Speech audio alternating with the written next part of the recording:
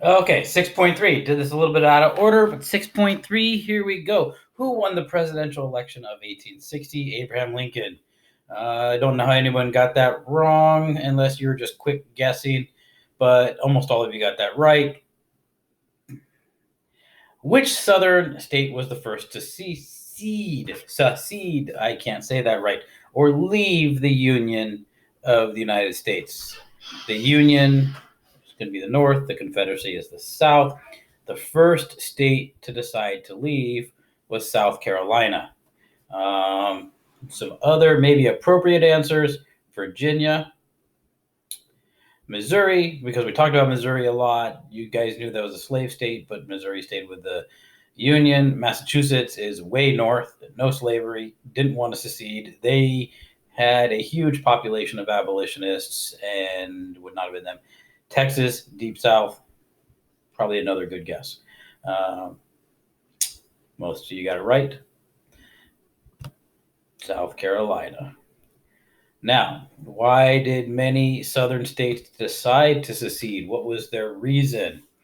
Okay, here it looks like there might have been some guessing, trying to figure out what the guessing was. Abraham Lincoln ordered Union forces to attack Fort Sumter in South Carolina. There's true facts there. Fort Sumter is in South Carolina, but it's a Union base, and the South attacks it. So some facts in there, but a lot of false information. Abraham Lincoln wanted to get the people out of that base, not attack it. England had promised the southern United States great amounts of money to fight a war. England was thinking of supporting the South later, but not in the beginning. And the North had started growing cotton. Well, that's just not true. That was a made-up answer. Okay. This one is where I think you guys weren't looking in the book. There's a big map on the page that is color-coded, tells you who won where. Who won every southern state in the election of 1860? This shows the sectionalism. The people in the South absolutely hated Abraham Lincoln. The people in the North, they liked him a lot, but they were a little bit divided. Abraham Lincoln, I think you guys picked this because, well, he won the election. He didn't win any southern state, not even one. John Breckinridge, correct answer. I think if you look at the map, I think it's orange, and that orange color tells you who won every one of those orange states. This guy. Boom. Oops, not those two guys. Which of the following is a Northern advantage during the Civil War? I kind of packed two advantages in there.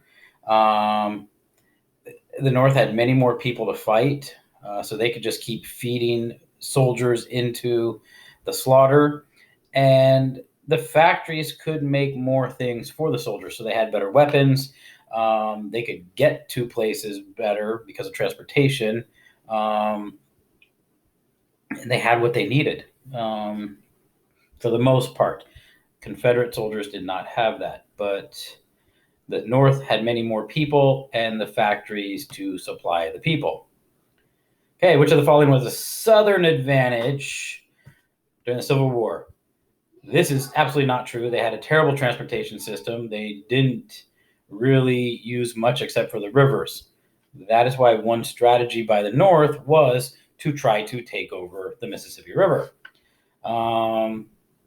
The South had a farming economy that grew cotton and tobacco. Well, that's true, but that's definitely not an advantage for the South. This was an advantage, and this we've probably seen before this year.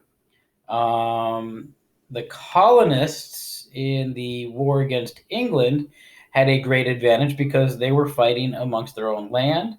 They were defending their homes, and they had a strong belief in what they were fighting for. Now, many of the Southerners were fighting for slavery, not a good belief, but they really, really believed in it. So they're going to fight harder. They're going to care more about winning than many of the Union soldiers are. Also, they're defending their homes. It's just a true statement about people. You're going to fight harder to protect your loved ones, your property, than if you just go out and have a fight. That's true of everybody, pretty much everywhere. Okay, on to the next one. Missouri, Kentucky, Maryland, Delaware, and the new state, West Virginia, did not secede and fight for the Northern Union. They did not secede, but they did fight for the Union. Why is this strange? Every one of these states was a slave state. Now, West Virginia, this one, was kind of invented after the South seceded. West Virginia had slavery. It was a part of Virginia. And when Virginia seceded, the people in the West said, hey, we don't really support this.